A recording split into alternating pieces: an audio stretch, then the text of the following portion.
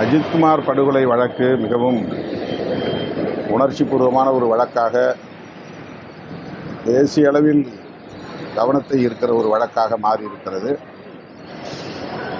அந்த வழக்கில் தொடர்புடையவர்கள்,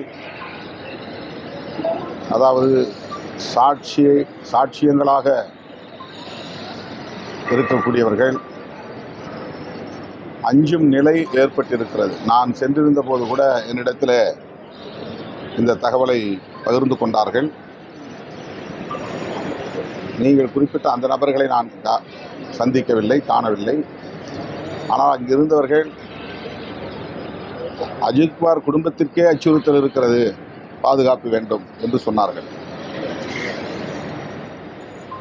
எனவே தமிழ்நாடு அரசு, குறிப்பாக காவல்துறை, அஜித்குமார் குடும்பத்திற்கும் அந்த வழக்கின் சாட்சிகளுக்கும் உடனடியாக பாதுகாப்பை உறுதிப்படுத்த வேண்டும். அவர்களுக்கு ஆயுதம் தாங்கிய போலீசார் வழங்க வேண்டும் என்று கேட்டுக்கொள்கிறேன். அதே போல அந்த திருப்பூர் அஜித்குமார் மேல புகார் கொடுத்தாங்க. தற்போது வரையும் தலைமுறையில் இருக்காங்க. அவங்க மேல இருக்கிற ஏற்கனவே பாத்தீங்கன்னா இந்த வேலை வாங்கிட்டு மோசடி பண்ணாங்க.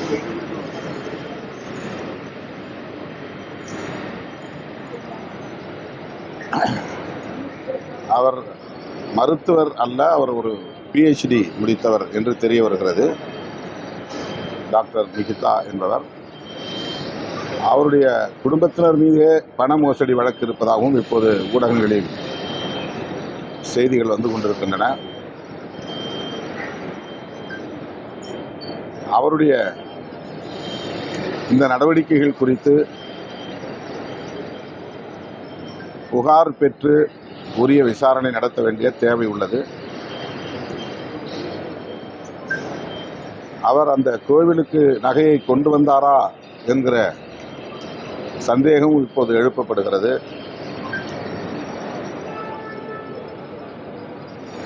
ஆகவே அந்த பின்னணியை கண்டறிய வேண்டியது இந்த வழக்குக்கும் அவசியமானதாக தெரிகிறது. அவருக்கு உயர் அதிகாரிகளின் ஆதரவு இருப்பதாகவும் சொல்லப்படுகிறது. ஆனால் நீதிமன்றத்திலே அரசு தரப்பில் அது மறுக்கப்பட்டிருக்கிறது. இது போன்ற கேள்விகள் அவரை சுற்றி ஏராளம் எழுந்திருக்கிற சூழலில் தனி வழக்காக பதிவு செய்து அவரை விசாரிக்க வேண்டியது அவசியமாக இருக்கிறது.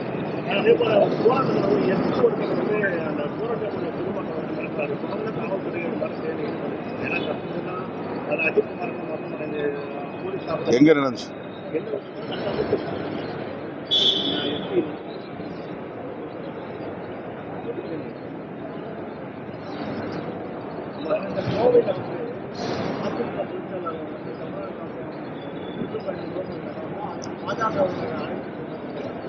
தமிழ்நாடு காப்போம்னா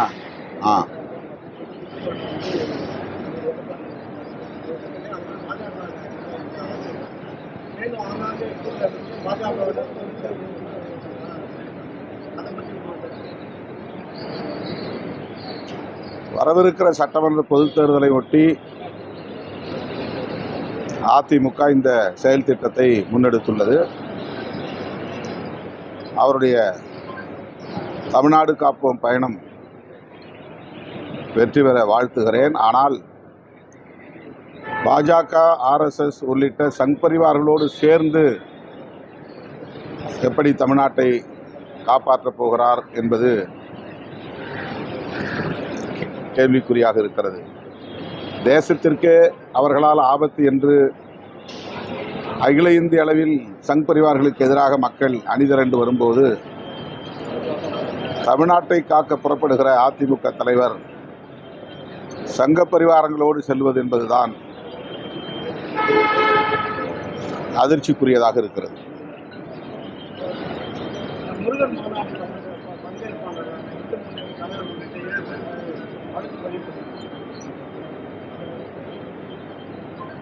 அவளை கைது செய்ய சொல்றீங்களா?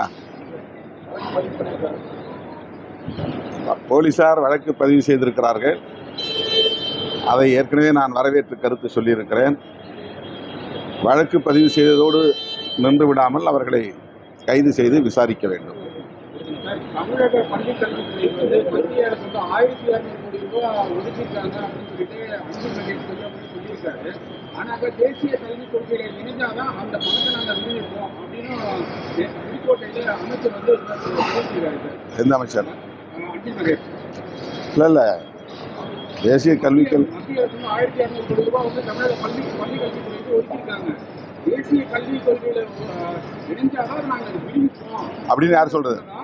அமைச்சர் சொல்லியிருக்காரு. அப்படின்னு ஆமாம், அதுதான் நீண்ட காலமாக அதுதானே பிரச்சனையாக இருந்துகிட்டு இருக்கு. அதான் இது சம்பந்தமாக ஏற்கனவே பலமுறை கருத்து சொல்லியிருக்கிறோம். அமைச்சரோடு சேர்ந்து தமிழகத்தை சார்ந்த நாடாளுமன்ற உறுப்பினர்கள் இந்திய ஒன்றிய கல்வி அமைச்சரை சந்தித்து முறையிட்டு இருக்கிறோம். ஆனால் அவர்கள் பிடிவாதமாக இருக்கிறார்கள். முதலமைச்சர் கூட இது தொடர்பாகத்தான் பிரதமரை சந்தித்து முறையிட்டார் என்பதை நாம் அறிவோம். முதலமைச்சரே நேரில் சென்று பிரதமரை சந்தித்து முறையிட்ட பிறகும் கூட அதன் மீது நடவடிக்கை எடுக்க அவர்கள் தயாராக இல்லை, நிதியை ஒதுக்க தயாராக இல்லை என்பது எந்த அளவுக்கு அவர்கள் தமிழ்நாட்டின் மீது கரிசனம் உள்ளவர்கள் என்பதை இதிலிருந்து புரிந்து கொள்ளலாம். தமிழ்நாட்டுக்கு எதிராக செய்து கொண்டு அவர்கள் திமுகவுக்கு எதிராக செய்வதைப் போல ஒரு தோற்றத்தை உருவாக்குகிறார்கள். தமிழ்நாட்டு மாணவர்களுக்கு கிடைக்க வேண்டிய நிதியை அவர்கள் தராமல் முடக்குவது தமிழ்நாட்டு மக்களுக்கு எதிரானது. அது திமுக கட்சிக்கு எதிரானதல்ல, அரசுக்கு எதிரானதல்ல. இதை தமிழ்நாட்டு மக்கள் புரிந்து கொள்ள வேண்டும்.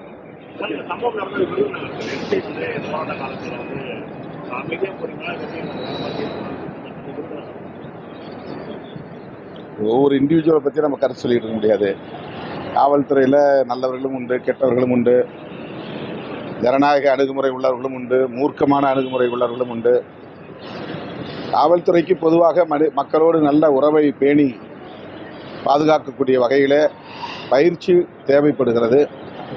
மக்களிடத்திலே அணுகுகிற முறை பல வன்முறைகளுக்கு காரணமாக அமைந்து விடுகிறது.